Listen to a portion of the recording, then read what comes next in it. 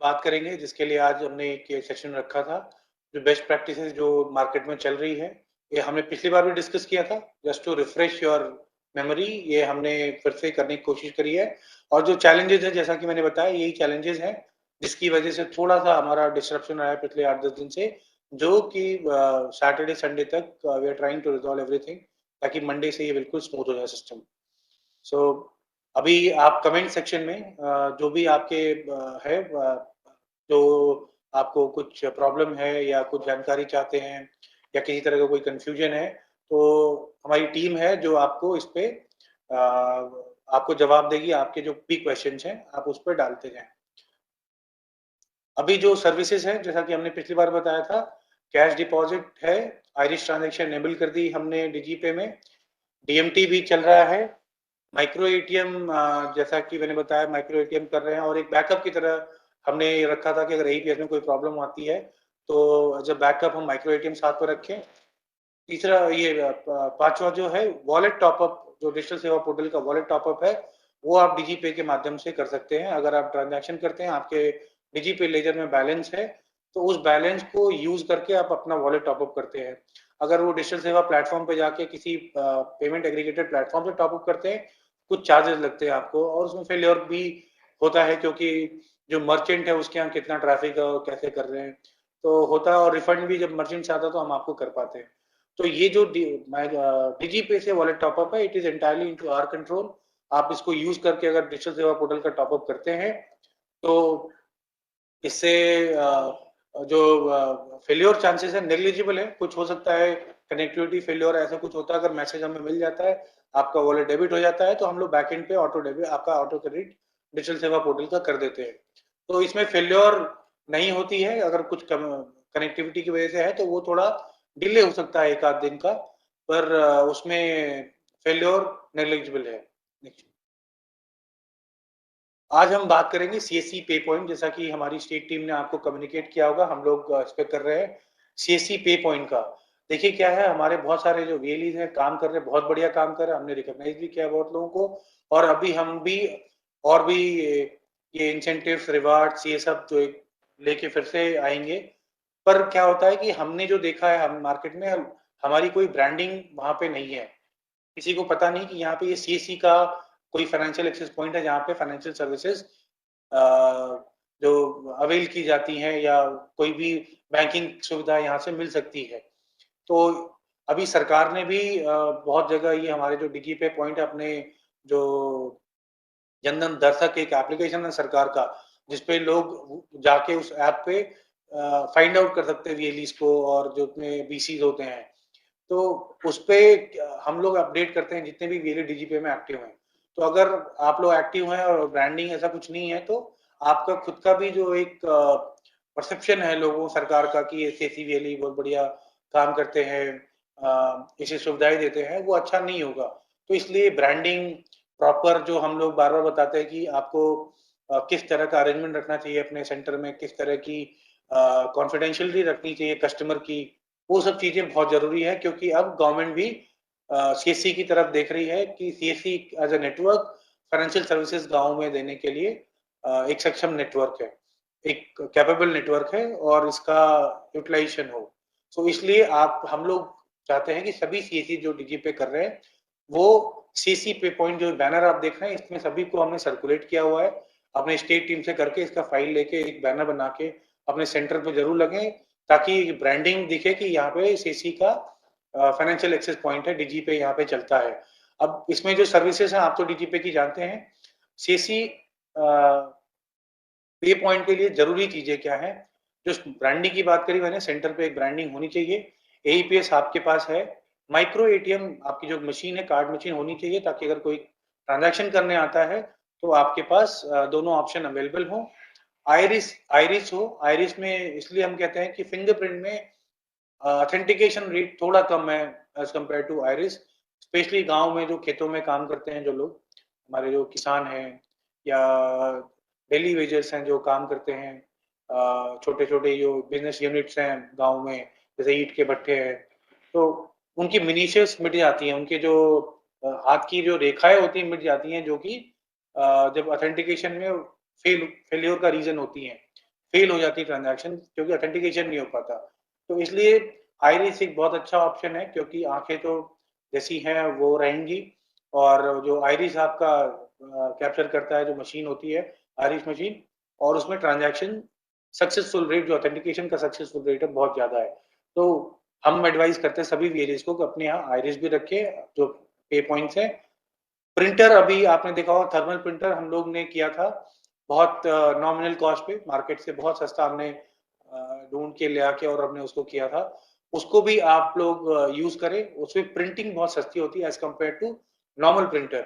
तो उसको यूज करके प्रिंट रिसीप्ट जरूर दें जैसे कि डिस्प्यूट्स होते हैं आपके कोई कस्टमर है बोला कि ट्रांजैक्शन करी मैंने और नहीं आया बैंक में जाता है बैंक में कहता है कि ट्रांजैक्शन की पैसे कट गए मेरे अकाउंट से पर वहां तो फेल था सीसी पे या डिजी पे वाले एप्लीकेशन पे तो बैंक कहता है कि नहीं हमें नहीं मालूम आप जाओ। तो वो रिसीप्ट जो है वो रिसीप्ट उस केस में काम आती है कि ये रिसीप्ट है ये देखिए आप चेक करिए। तो रिसीप्ट जरूर दें प्रैक्टिस बनाइए कस्टमर को रिसीप्ट जरूर दें और अगर आप सस्ता जो उपाय है रिसीप्ट देने का वो ये प्रिंटर है जो थर्मल प्रिंटर जो हम लोग अपने उस पे जो हमारा ईस्ट वेली बाजार है वहां पे डाला हुआ है उसका लिंक भी आपको हम लोग बार बार देते रहते हैं। तो ये उसका इस्तेमाल करें आप उस प्रिंट दें ट्रांजैक्शन का ताकि एक एविडेंस रहेगा ट्रांजैक्शन का। चैलेंजेस जैसे मैंने बताया कि अभी बहुत सारी कंप्लायंस एक्टिविटी चल रही हैं एईपीएस ट्रांजैक्शंस में एईपीएस जो प्लेटफॉर्म्स हैं बैंक्स के हों चाहे हमारे हों। तो अभी तो एक होता है कि सर्वर्स पे करना कि अल्टरनेटिव सर्वर्स कौन से हैं वहां पे जाना शिफ्टिंग करना। तो वो भी कंप्लायंस का पार्ट होता है वो हमने जो किया है अभी। दूसरा फिर वापस हम अपने जो मेन सर्वर पे जाएंगे तो ट्रांजेक्शन स्मूथ हो जाएंगी। दूसरा अभी एक्सएमएल पे सारे वो जा रहे हैं क्योंकि ट्रांजेक्शन भी बहुत बढ़ गई हैं। जो पुराना प्लेटफॉर्म था उस पर ट्रांजेक्शन साइज बहुत बड़ा होता था इसलिए ट्रांजेक्शन स्लो होती थी। तो जो रेगुलेटर है जो एजेंसीज हैं जो इस ट्रांजेक्शन का प्लेटफॉर्म मैनेज करती हैं उन्होंने नया एक फॉर्मेट निकाला एक्सएमएल जिसपे कि सभी बैंक्स को जाना है सो दैट ज्यादा ट्रांजेक्शन भी कम बैंडविड्थ में हो पाए। तो इसलिए फेल्योर कम होगा तो इसलिए सभी बैंक्स को मूव करना है बारी बारी सभी बैंक जाएंगे। तो उसमें 1.5-2 महीना डिस्ट्रप्शन रहने वाला जो भी बैंक जाए उसकी ट्रांजेक्शन या तो नहीं होंगी तो उसमें डिस्ट्रप्शन रहेगा ट्रांजेक्शन फेल हो सकती है ट्रांजेक्शन फंस सकती है ना। तो उसका एक बार जरूर इसका ध्यान रखते हुए अपना अल्टरनेटिव अरेंजमेंट बना के जरूर रखें। जैसा कि मैंने बताया कि कार्ड की ट्रांजेक्शन है कार्ड की ट्रांजेक्शन को प्रमोट करें बताए लोगों के कि आपके यहाँ ये फंक्शनलिटी अवेलेबल है। जन धन योजना में लोगों को जो डेबिट कार्ड मिले थे वो डेबिट कार्ड फिर से लोग इश्यू करा सकते हैं तो वो कर लें ताकि उनका कार्ड से भी ट्रांजैक्शन हो सके। अभी कुछ जो चैलेंज है मंथली ट्रांजैक्शन लिमिट की है जो कि बैंक्स लगा देते हैं कि इस महीने में हमारा कस्टमर इतनी ट्रांजैक्शन करेगा उसमें balance inquiry successful balance inquiry भी कर ली तो उसको भी काउंट कर लेते हैं। तो उसको हमने गवर्नमेंट को रिप्रेजेंटेशन दिया है वो अगर मान जाती है गवर्नमेंट को भी समझ में आया कि ये गलत है। अब वो बैंक के साथ एक कंसल्टेटिव मीटिंग करने वाला डिसाइड होता है तो ये कुछ हमें रिलैक्सेशन मिलेगा और ट्रांजैक्शन हो पाएंगी।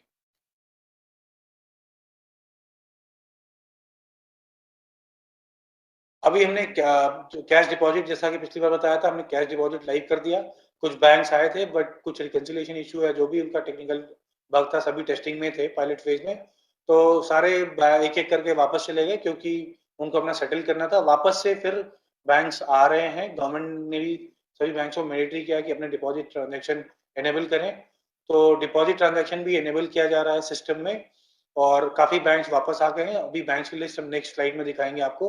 उन बैंक की ट्रांजैक्शन हमारे यहाँ होने लग गई है तो उन बैंक्स के कस्टमर का डिपॉजिट ट्रांजैक्शन भी कर सकते हैं।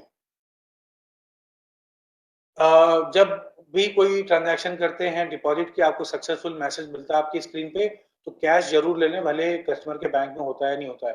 कभी कभी बैंक का सर्वर डाउन है कस्टमर का तो उस केस में वो थोड़ी देर बाद डिपॉजिट करता है वो बैंक अपने कस्टमर के अकाउंट में जब रिकनसाइल करता है। तो इसलिए आप कैश जरूर ले लें और अगर फेल भी होता है तो आपके कस्टमर आएगा फेल मैसेज आपको मिल ही जाएगा अगर फेल आएगा तो उस केस में आप वापस भी कर सकते हैं बट अप्रोप्रिएट और आपके लिए सेफ यही रहेगा कि आप कैश जरूर ले लें और कस्टमर बता दें कि थोड़ी देर वेट कर ले या दिन भर वेट कर लें ताकि उनका पैसा आ जाए। नहीं आता है तो आप हमेशा हमारा सिस्टम अवेलेबल है नेक्स्ट डे 11 बजे के आसपास हमें भी कंफर्मेशन मिल जाती है सारी ट्रांजेक्शन की कौन सी फेल सक्सेस है जो कि अनआइडेंटिफाइड रहती है, उसका स्टेटस पता नहीं होता है। तो हम आपको भी बता सकते हैं कि इस ट्रांजैक्शन का क्या हुआ है।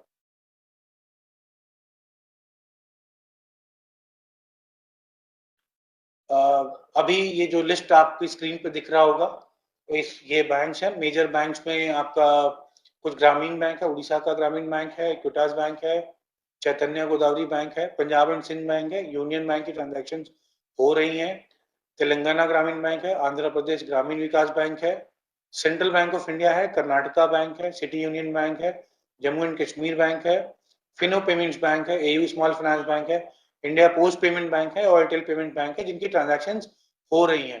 जो 23 की लिस्ट हमने बताई 24 की, उसमें ये 15 बैंक है जिनकी ट्रांजैक्शन हमारे सिस्टम में हो रही है, हमें दिख रहा है। वो हमने तो सबको एनेबल कर रखा है, 23 को एनेबल, 24 जितने भी उनको एनेबल कर रखा है, सबकी ट्रांजैक्शन हो सकती है। बट ये 15 बैंक जो ट्रांजैक्शन में डिपॉजिट ट्रांजैक्शन एक्सेप्ट कर रहे हैं, तो इन बैंक से कस्टमर को आप डिपॉजिट की सर्विस दे सकते हैं।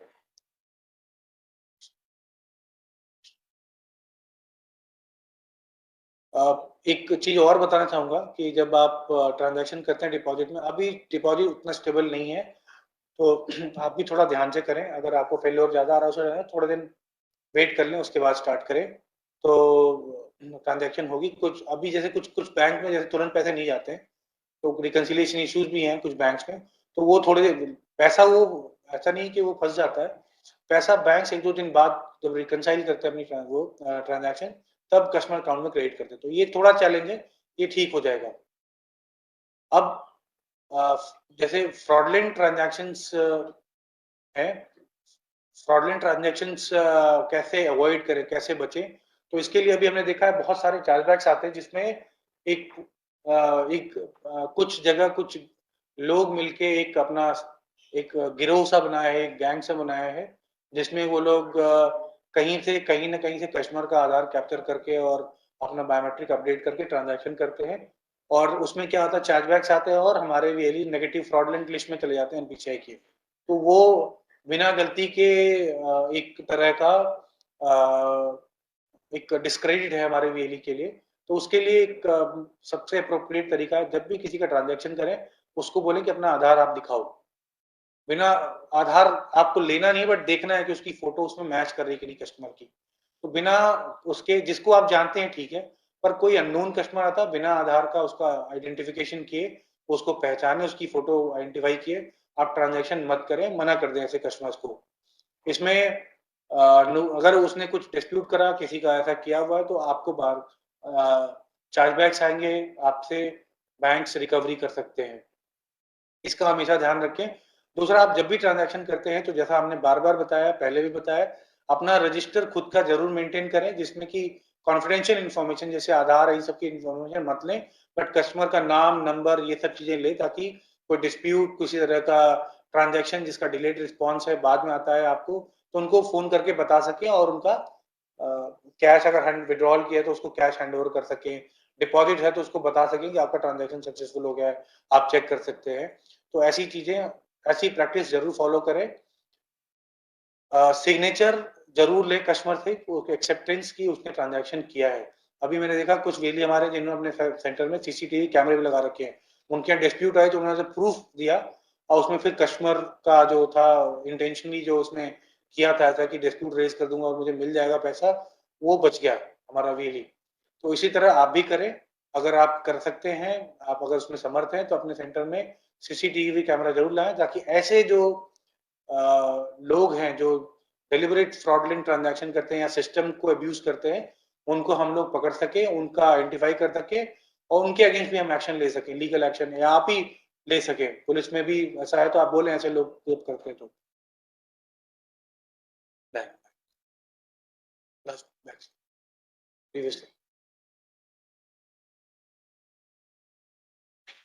अच्छा, कभी भी एक बेस ट्रांजेक्शन बिना कस्टमर वेरिफिकेशन के, जैसा कि मैंने बताया, मत करें। उसको उसका फेस आइडेंटिफिकेशन जरूर करें, कि वो जो कार्ड पे दिख रहा फेस, वो ही व्यक्ति है जो ट्रांजैक्शन आपके यहाँ कर रहा है।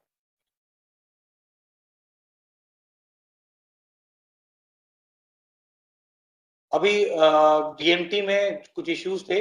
आप देखिए, डीएमटी में कुछ लोगों के पैसे फंसे, हमें पता है, कुछ बैंक की कंप्लायंसेस की वजह से हम लोग भी उसमें थोड़े असमर्थ थे कि हम लोग कर पाए।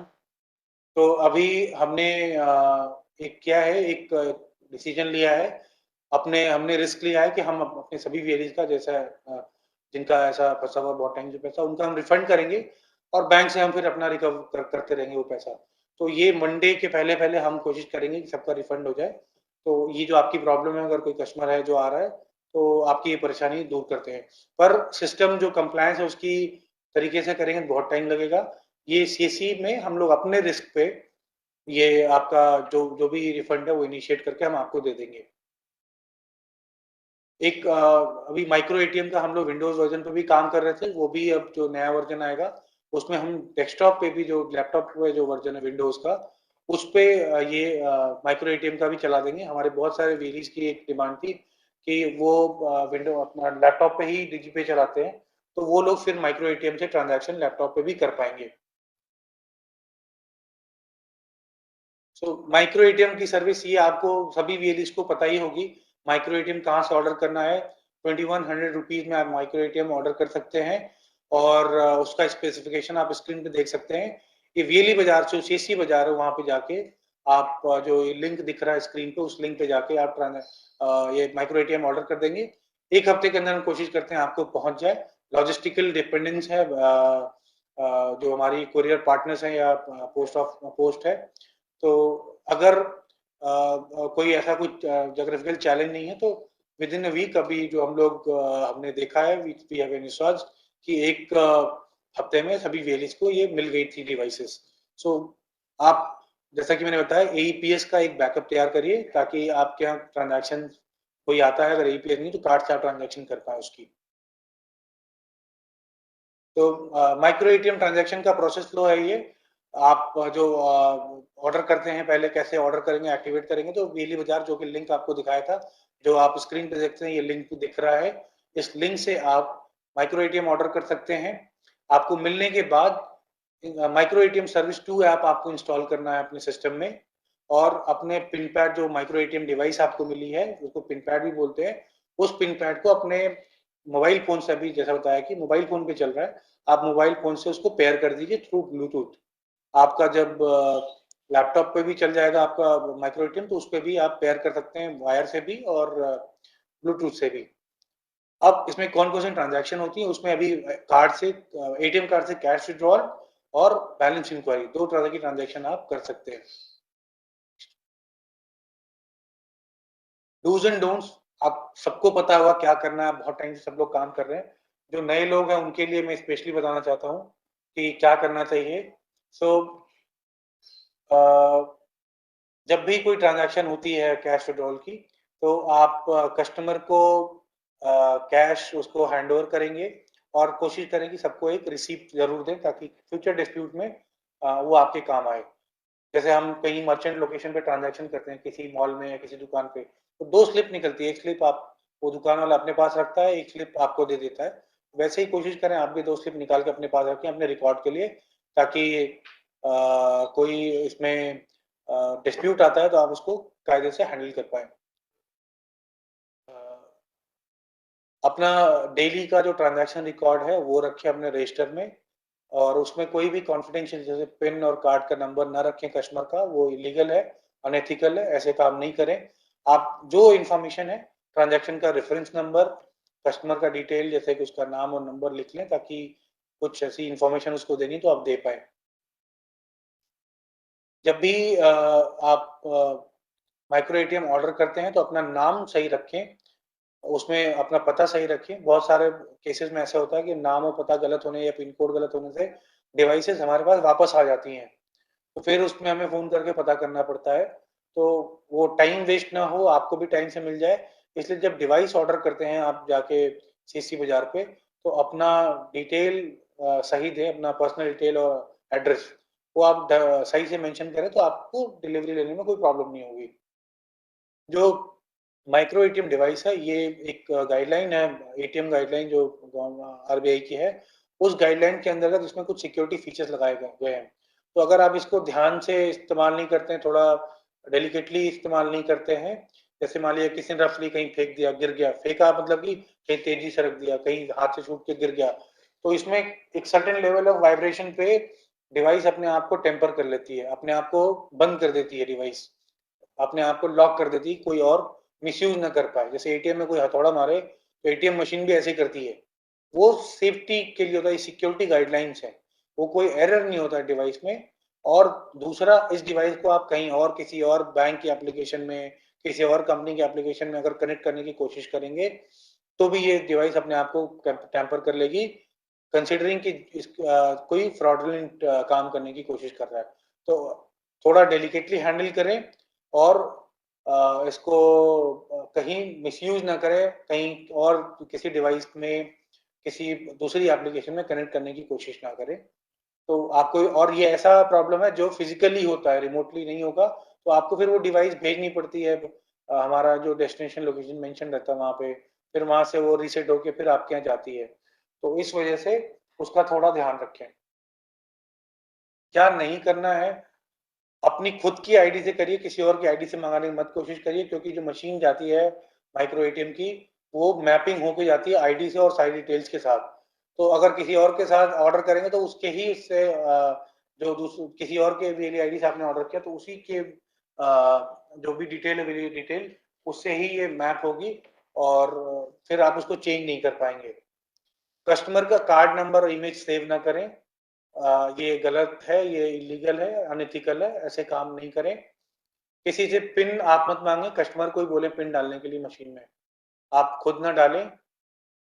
अगर ट्रांजैक्शन स्टेटस है आपको ब्लैंक मिलता है, कोई स्टेटस नहीं मिला, तो आप 24 घंटे के लिए वेट करें। कस्टमर को बोले कि चार्जबैक रेज ना करे, आपको 24 घंटे के अंदर एक बार आके देख ले, चेक कर ले, अगर आपको वो आ सकता है। कभी कभी डेटा सिस्टम में कंजेशन कभी होता है, या नेटवर्क आपका आपका अगर कहीं वीक है, तो उस केस में कनेक्टिविटी ब्रेक हो जाती है। तो थोड़ी देर बाद जब रिफ्रेश होता है सर्वर, तब जाके ट्रांजैक्शन पोस्ट होती है आपके लेजर में, डीजीपे लेजर में। तो इसलिए तुरंत इसको ये ना माने कि ट्रांजैक्शन फेल हो गई या मुझे रिस्पॉन्स नहीं मिला, मैं क्या करूं। थोड़ी देर जरूर वेट करें, और उसका 24 घंटे का वेट करें, नहीं आता तभी आप कस्टमर को चार्जबैक रेज करें, या हमारे हेल्पलाइन पे बात करके उसका स्टेटस एक बार को जानने की कोशिश करें, या dgpay.csccloud.in पे भी उसका ट्रांजैक्शन नंबर डाल के आप उसका स्टेटस पता कर सकते हैं। अगर ट्रांजैक्शन आपको फेल्ड हुई है, डिक्लाइंड हो गई, आपको मैसेज क्लियर मिल गया कि फेल्ड है, तो फिर कस्टमर को पैसे ना दें। कस्टमर का अकाउंट से कट गया है तो भी ना दें, उसका बैंक उसको तुरंत रिफंड करेगा। तो इसका ध्यान रखें, आप किसी के प्रेशर में ना आए, आप अपने हिसाब से कस्टमर को समझा दें कि आपके यहाँ फेल आया, आपको पैसा नहीं मिला है, आपका बैंक ही आपको पैसा वापस करेगा।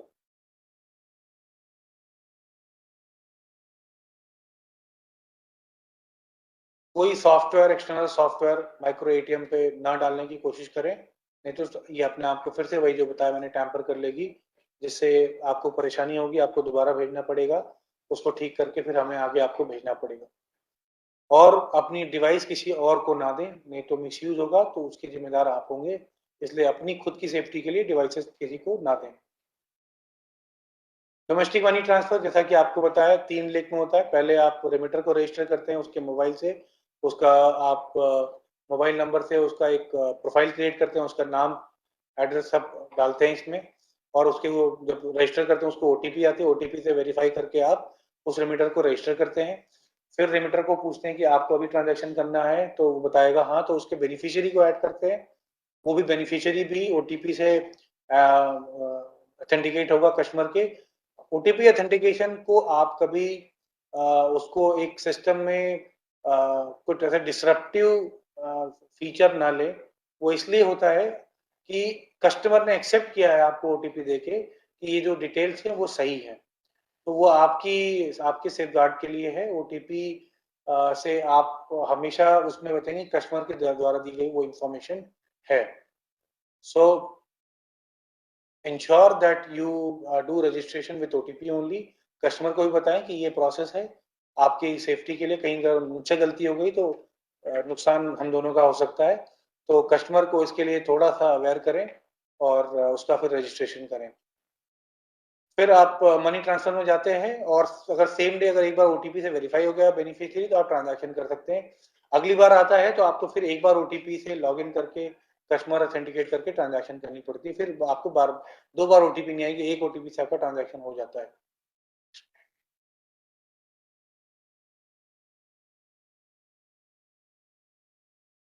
सो डीएमटी में भी जैसा डिपॉजिट के मैं आपको डूज एंड डोंट्स बताए, आपको आपने हमेशा इंश्योर करें कि जो भी रेमिटर की या उसके बेनिफिशियरी की डिटेल आपने डाली है वो करेक्ट है, सही है। Okay, so while doing DMT transaction, always ensure that you have entered correct detail of the remitter and the beneficiary.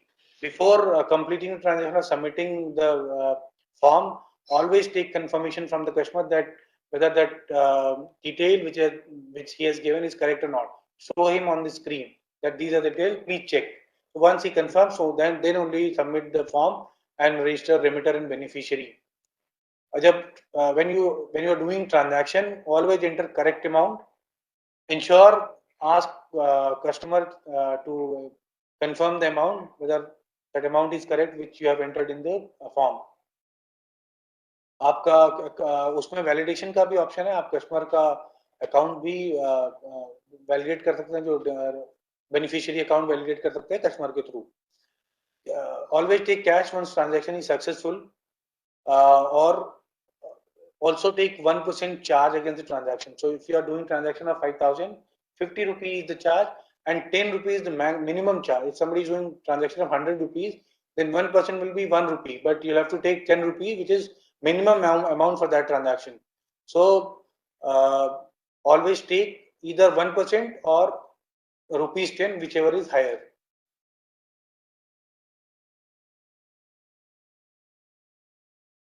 Customer से उसका भी चार्ज ले लें जो ट्रांजैक्शन सक्सेसफुल या पेंडिंग है, पर उसका स्टेटस में उसके कस्टमर से वो कैश भी और चार्ज भी ले ले, क्योंकि अगर पेंडिंग है तो हो सकता है उसके बैंक का सर्वर डाउन है, वो एक बार थोड़ी देर बाद सक्सेस हो जाता है ऐसे केसेस में, मोस्ट ऑफ द केसेस में.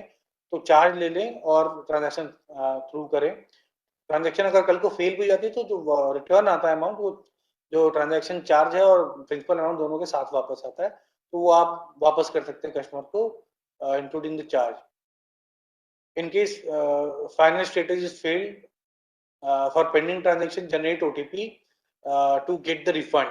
If pending transaction which has happened and you took the money from the customer, but later you got to know that the status has got changed and you have to refund the amount to the customer. So customer will have to give an OTP which will be generated by you. You will generate an OTP against the transaction that will come to remitter mobile. He will give you the OTP. You will enter the OTP in the form, and post successful authentication of the OTP, amount will be transferred into your wallet and you can give cash to the customer. So that is how the architecture has been built. What you should not do while doing transaction: never return cash to remitter if transaction is pending or timeout. Sometimes it gets successful. For pending, mostly it gets successful. In case of timeout, it will be mostly fail, but sometimes it also gets successful. So depending upon bank's response and servers of both the bank, like our bank and customers bank, response may change. So please keep that in mind and take the money from the customer, and once it is failed, you can always validate OTP and refund it back. Do not overcharge the remitter. कभी जो 1% है उससे ज़्यादा पैसे ना लें. आप देखेंगे मार्केट में और भी प्लेयर्स हैं, आप लेंगे तो फिर लोग आपके यहाँ नहीं दूसरे यहाँ जाएंगे, तो उसका प्लीज ध्यान रखें. ट्रांजैक्शन रिसीव कस्टमर को जैसे बाकी ट्रांजैक्शन में है वो दें. 1% ट्रांजैक्शन चार्ज जरूर कलेक्ट करें. हम नहीं पे करते, कस्टमर से ही इसके जो ट्रांजैक्शन प्रिंसिपल अमाउंट चार्ज लेना होता है. कभी भी ओटीपी वैलिडेशन के बिना कस्टमर को रिफंड ना करें, और कभी अगर ट्रांजैक्शन फेल हुआ डीएमटी का, आपको क्लियर मैसेज आ गया है तो कस्टमर से कैश ना लें. टॉपअप का बताया था आपको पिछली बार भी. टॉपअप अभी चल रहा है, बहुत स्मूथली चल रहा है. काफी ट्रांजैक्शन होती हैं हमारे पास जो डिजिटल पे के थ्रू वॉलेट टॉपअप होता है, तो इसका आप बेनिफिट उठाएं, इसके फायदा उठाएं और यूज करें DigiPay platform to top up your digital Seva portal, and this will benefit you in a sense that you will be able to save your time and the fee you pay in depositing money into your bank account. Also, you will save your travel time to the bank, and some places there are a lot of issue of theft, robbery, so you will also safeguard yourself from such things. Failure rate is very low in this case. In case you don't get the response in a day at the back end, if we have got your response done, your wallet has been debited, we at the back end mark it successful and top up your wallet. So negligible in that case is failure in that case is very negligible, and almost there is no failure in the system. So these are technical issues. इसका हम लोग ये PPT अपने website पे upload कर देंगे. इसका आप रेफरेंस लेके आप कर सकते हैं. जैसे ये रिक्वेस्ट हेडर फॉर्मेट में क्या करना है, enable to reach service and service unavailable, ये क्यों आता है, ये इसका आप जानकारी आप पोर्टल पे ये PPT हम अपलोड कर देंगे और आप देख सकते हैं. ये अभी भी ये वीडियो भी आप देख सकते हैं अपने फेसबुक पे, क्योंकि हमने होल्ड किया हुआ है. आप चाहें तो इसका रीड कर सकते हैं. अगर कुछ ऐसा आता है attribute transaction of tag auth not in correct format, तो ये क्यों आता है ये भी लिखा हुआ, और इसके लिए आपको क्या करना चाहिए. Invalid PID option in option input XML should strictly adhere to specs. ये कुछ चीजें इसमें क्या करना चाहिए ये भी आपका यहाँ लिखा हुआ है. आप इसका रेफरेंस लेके आप खुद भी कर सकते हैं. आप हमसे ज्यादा टेक सेवी है, आप लोग काम करते हैं डेली, आप सिस्टम में आप अपने कस्टमर्स को सिस्टम के थ्रू करते हैं. बहुत सारी सेटिंग्स होती हैं सर्विसेज की, तो आपको अच्छी खासी जानकारी है इसमें. हम उसमें क्या करना है ये गाइड है यहाँ पे, आप इसको रेफर करके आप अपनी प्रॉब्लम खुद सॉल्व कर सकते हैं. आपको किसी अतिरिक्त किसी एडिशनल सपोर्ट की जरूरत नहीं होगी.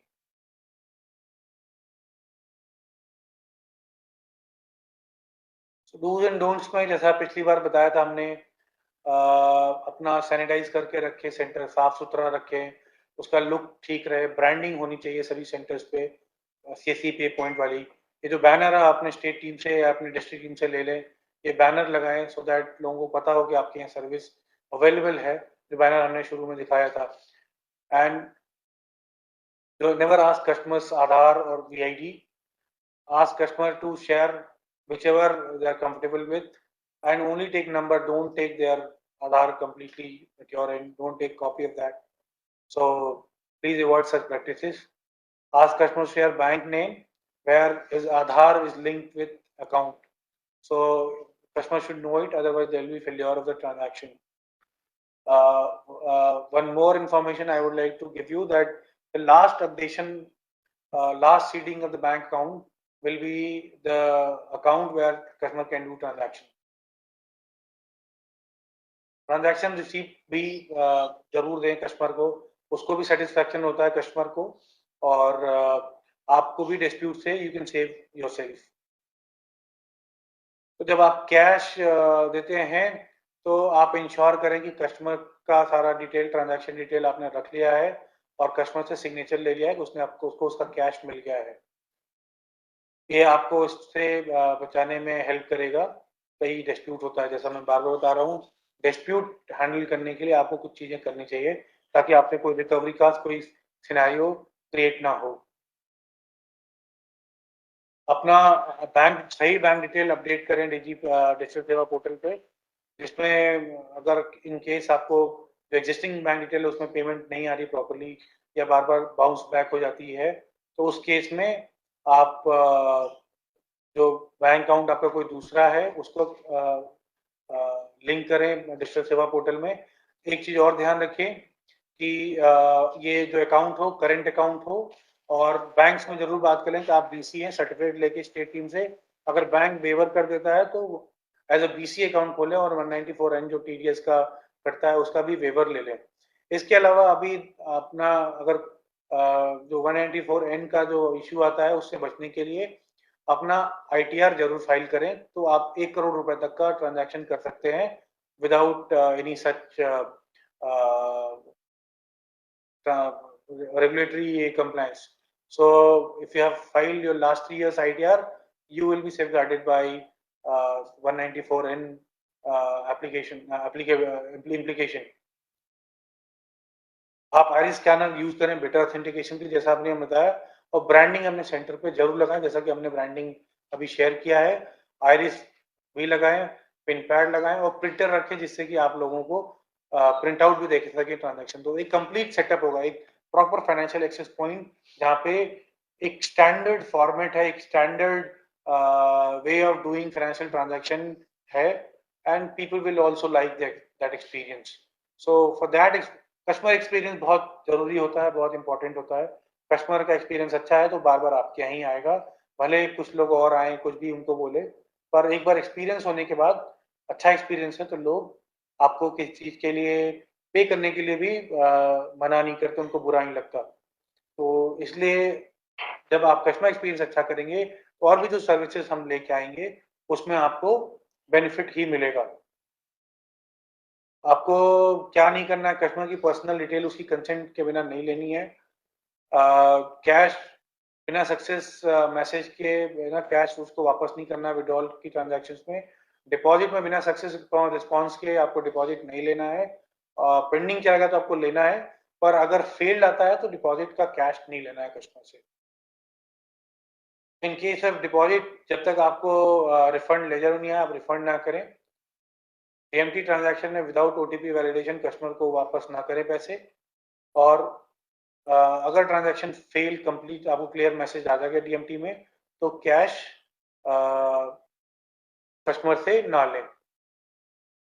नेक्स्ट।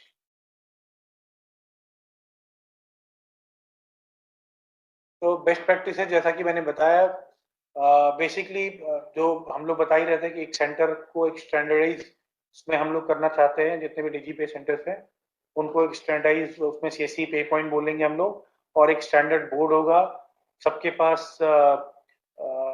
एईपीएस ट्रांजैक्शन के लिए बायोमेट्रिक तो होता ही है, आइरिस भी हो एज अ बैकअप। अगर किसी का ट्रांजैक्शन नहीं हो पा रहा है, फिंगरप्रिंट उसका मिनिएचर जो है वो मिट गया है, फेड हो गया है, तो you can always use iris. And in case the AEPS is not working, there is some issue with customer's bank, in that case micro ATM is another option wherein you can do transaction using debit card of the customer. वो ये चीजें रखें। इसके अलावा जो cash आपके आता है, और भी जो सर्विसेज, इंश्योरेंस प्रीमियम कलेक्ट करते हैं आप, बिजली का बिल जमा करते हैं, बहुत सारी ऐसी सर्विसेज हैं जिसमें आपका कैश इनफ्लो होता है। उस कैश को बैंक में जमा करने की बजाय उस कैश को आप डिसबर्समेंट करें लोगों को, और वो कैश आपके अपने आप अकाउंट में आ जाएगा। और अपने आप जब अकाउंट में आ जाएगा तो आप उसको, उससे वॉलेट टॉपअप कर सकते हैं, उससे और भी पेमेंट कर सकते हैं, उसका बहुत सारे यूटिलाइज करते हैं बहुत तरीके से। तो उसका कैश इस्तेमाल, जो मैंने आपको बताया, जो टेलर मशीन की तरह इस्तेमाल कर, जो कैश आए उसको बांटें। आपको ब्रांच नहीं जाना पड़ेगा कैश निकालने के लिए, आपको जो पेमेंट होती है डिपॉजिट करने की वो नहीं करनी पड़ेगी, आपका टाइम बचेगा। आप रॉबरी जो होती है, थेफ्ट जो होता है, इससे भी अपने आप को सेफ गार्ड कर पाएंगे। तो ब्रांड बेस्ड प्रैक्टिस में कैसे होता है, ब्रांडिंग बताया, सर्विस आप अच्छी दें, एम्बियंस एक अच्छा लोगों को दें, लोगों को एक अच्छा एटमॉस्फेयर मिलता है आपके सेंटर में, उनको एक पॉजिटिव फीलिंग आती है तो बार बार आपके सेंटर में आएंगे, आपकी बातों पे ट्रस्ट भी करेंगे। डिजिटल सेवा पोर्टल का रिचार्ज, आप जो डीजीपे का बैलेंस है, आप डिजिटल सेवा पोर्टल पे भी काम करते थे, बिजली का बिल जब जमा होता है तो आपको बार बार रिचार्ज करना पड़ता है, तो आप वो डिस्बर्समेंट करेंगे जो पैसा है उससे डिजिटल सेवा पोर्टल रिचार्ज करके बिजली का बिल जमा कर सकते हैं। या और कोई सर्विस जिसमें कैश इनफ्लो होता है, जिसमें आपका वॉलेट डेबिट होता है, उस केस में आप इसका डीजीपे का अच्छे से इस्तेमाल कर सकते हैं। रिलेशनशिप आप थोड़ा बिल्ड करें, लोकल ब्रांचेस से रिक्वेस्ट करें, आप अपना चाहें तो स्टेटमेंट दे दें कि मैंने इतनी ट्रांजैक्शन करी है। ब्रांच मैनेजर को एश्योर करें कि आप ऐसा कोई काम नहीं करेंगे जिससे मनी लॉन्ड्रिंग और इस तरह का कोई सस्पिशन हो। तो उसमें हो सकता है बैंक आपको कंडीशनली आपको वेवर दे दे, जिसमें कि आप ट्रांजैक्शन की अपनी जो डिटेल हर महीने सबमिट करेंगे ऑथराइज करा के। तो इन सब बहुत सारे वेरीज ने किया, उनको वेवर मिला हुआ, ट्रांजैक्शन करते हैं, 1-1 करोड़ रुपए की ट्रांजैक्शन हमारे सेंटर में करते हैं, डीजीपे में करते हैं महीने में। जैसा कि हर एक VLE हमारे यूपी कुशीनगर भानु प्रताप जी, वो हर महीने 1 करोड़ की ट्रांजैक्शन करते हैं। ऐसे हमारे एक VLE हैं बिलासपुर में जो 50 से 80 लाख की ट्रांजैक्शन करते हैं। एक हमारी SHG मेंबर हैं, हमारी DG पे सखी हैं, वो भी ट्रांजैक्शन उन्होंने पहले ही महीने में उन्होंने 50 लाख की ट्रांजैक्शन कर दी। उनके कस्टमर्स को भी बहुत अच्छा लगा एक्सपीरियंस, उनको खुद भी बड़ा मजा आया, नई चीज थी, उनका एक उसे लाइवलीहुड जनरेट हुआ। तो